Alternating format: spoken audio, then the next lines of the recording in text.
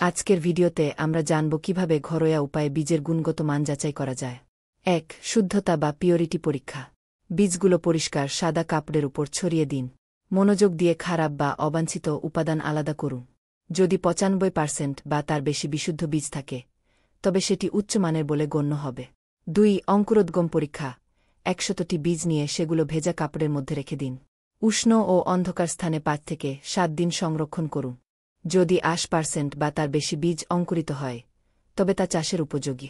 ৩. আর্দ্রতা পরীক্ষা। একটি মুঠো বীজ হাতে নিয়ে শক্ত করে চাপ দিন। যদি বীজগুলো ভেঙে যায় বা ভঙ্গুর মনে হয়, তবে আর্দ্রতা কম এবং মান ভালো।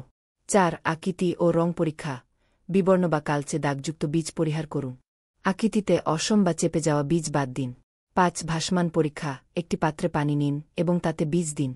যে বীজগুলো পানির উপর ভেসে উঠবে, সেগুলো সাধারণত ফাঁপা এবং জীবনীশক্তি কম, তাই সেগুলো বাদ দিন।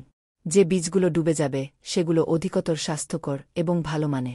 জি মার্ক এগ্রো এর পক্ষ থেকে আজকের মতো এতটুকুই।